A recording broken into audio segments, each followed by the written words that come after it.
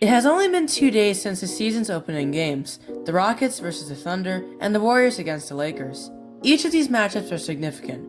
For Kevin Durant, it's his first game with a team that's now in the championship conversation, and it's once again another game in the Warriors and Lakers rivalry, more specifically, Curry versus LeBron. These games have already seen some action, but saying that would kind of be an understatement. So in today's video, I discuss what has happened so far this season, and well, yeah. Last season, Luka was traded from the Mavericks to the Lakers, joining LeBron James. Prior to this trade, he was arguably at his peak. In 2024, Dallas made it all the way to the finals, winning a game against the Celtics, and Luka averaging 33.9 points per game, and being third in MVP voting. Along with this, during the offseason, the Lakers acquired DeAndre Ayton from Portland. Ayton had been struggling with various issues last season. Portland's chemistry with him was anything but good. He was tardy to many team flights, skipped rehab appointments that would have helped him, and he even had crash-out problems where he was known for slamming chairs after being ejected and having tantrums in the locker room. He definitely didn't have the best mentality, and those things showed. I wanted to tell this story because I found it interesting, but anyways, let's get to what happened in Luka's first game of the season. Luka's performance was impressive, and honestly I'm paying more attention to his performances now. He scored 43 points on 63% efficiency from the field. However, he couldn't get those 3-pointers in, only going 20% from the point line. He actually almost had a triple-double, 12 points and 9 assists. Also, he showed some decent defense. He got a piece of one of Curry's shots, deflected a pass to Kuminga from Draymond, and another from GP2, and gave Horford a bit of a hard time. He finished with 2 steals and 1 block, combining for 3 stocks. This was Luka's highest performance at the very start of the season, and his only 40-point game. However, this was overshadowed by the Warriors winning. Curry dropped a dagger 3 at the end to seal the nail in the coffin. The final score of the game was 119-109.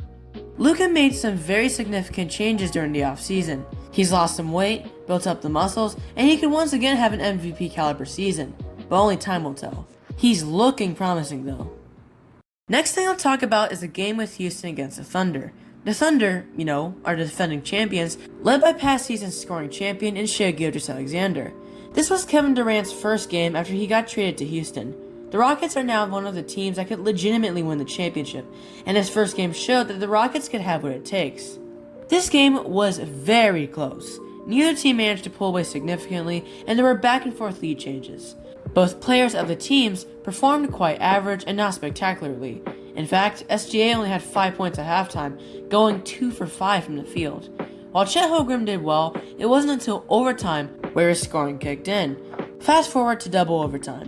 Chet Holmgren's having a decent game and finishes with 28 points, 7 rebounds, and 2 assists, albeit with no blocks. The Thunder are just barely ahead of the Rockets by 1 point, and Houston now has possession. But then there's just one problem. Jabari Smith Jr., who got passed up the ball, was facing the wrong way, and with 2 seconds to go, it was looking pretty difficult if he wanted to make this shot. He was getting pretty contested, and when Smith went for the jumper, the ball only barely scraped the rim. That might have actually been an air ball. So the game went to the Thunder, and the Rockets' start to the season started off with an L. This was a great game that was hella intense. Those free throws SGA made at the end were clutch. If this is what we're getting one day into the season, then I can't wait to see what will happen in the next 81 games. Victor Wembanyama has excelled this past offseason. He learned Hakeem Olajuwon's dream shake, put up over 25 points in a preseason game, and he's a favorite to win DPOY. Probably, he even has a chance to win MVP, and his latest performance makes him look even better than before, and defied all of our expectations. In a game against the Mavs, with AD, Kyrie, and rookie Cooper Flagg, Wembanyama dropped 40 points and 15 rebounds to make it a double-double. 40 points was enough to break the franchise record for the most points in an opening game, set by George Gervin back in October 19, 1977. One of his best plays on the scoring side came when he successfully made a 3 with an and-1, and then converted his free throw to make it a 4-point play. Wembanyama was on absolute fire, and people have called it unguardable, and that this might be one of the best opening games ever. The last things I'll talk about in today's video, first up is a noticeable absence of LeBron James. The 40-year-old veteran began dealing with sciatica on his right side, a chronic pain condition caused by pressure on the sciatic nerve. This condition led to him sitting out the first game, and this will remain the case for at least the rest of the month. So with 5 more games this October, he's going to miss all of them. This marks the first time LeBron missed an opening night in his entire career. Well, luckily, at least we have Luka's performance to kind of distract ourselves, but not completely. It's a glaring hole with the Lakers. Secondly, and the final thing, here's a chart of the best performances so far. The NBA has always amazed us at the season openers.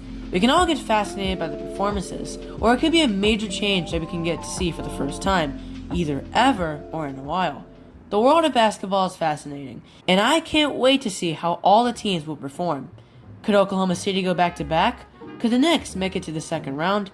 Or us Warriors making it to the playoffs? Honestly, I've never felt more excited to watch the NBA in a while. Anyways, I'm some random Xander, and this is it. Goodbye.